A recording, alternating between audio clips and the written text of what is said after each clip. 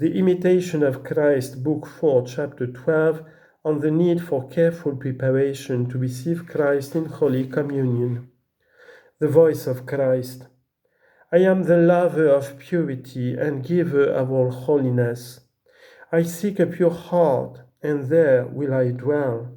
Acts chapter 7, verse 49. Isaiah chapter 66, verse 1.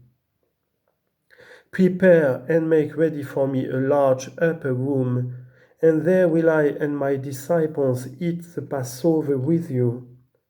Mark chapter 14, verse 15, Luke chapter 22, verse 12. If you wish me to come and dwell with you, purify the old leaven. 1 Corinthians chapter 5, verse 7. And cleanse the dwelling of your heart.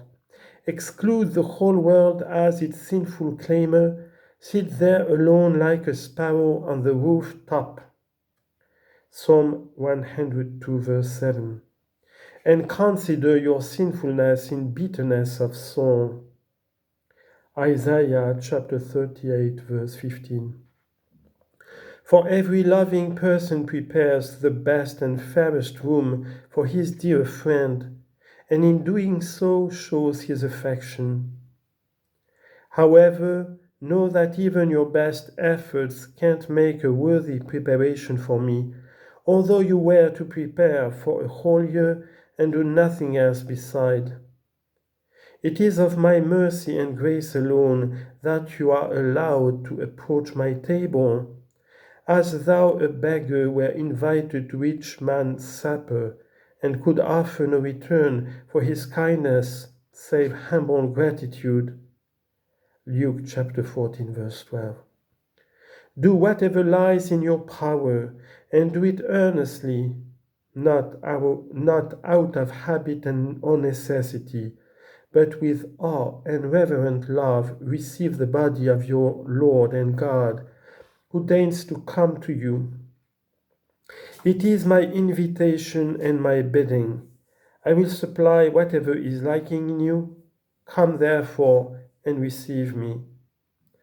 When I grant you the grace of devotion, give thanks to God, not because you deserve to enjoy it, but because I have had mercy on you. And if you feel no devotion, but suffer dryness of soul, persevere in prayer, sigh, and knock. Matthew chapter 7, verse 7, Luke chapter 11, verse 9. Persist until you merit to receive some crumb or drop of saving grace. You have need of me, I have no need of you. To Maccabees chapter 14, verse 35. You do not come to sanctify me, but I come to sanctify and raise you. You come in order to be hallowed and united to me, that you may receive fresh grace and be inspired anew to amendment of life. Do not neglect this grace. 1 Timothy chapter 4, verse 14. But prepare yourself with all care and invite your beloved into your heart. Not only must you make a devout preparation before Holy Communion, but also carefully foster your devotion after receiving the sacrament.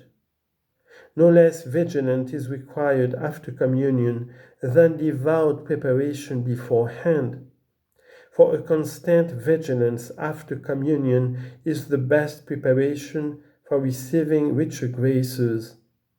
And a man will be entirely indisposed to do this if he straightway turns to outward pleasures.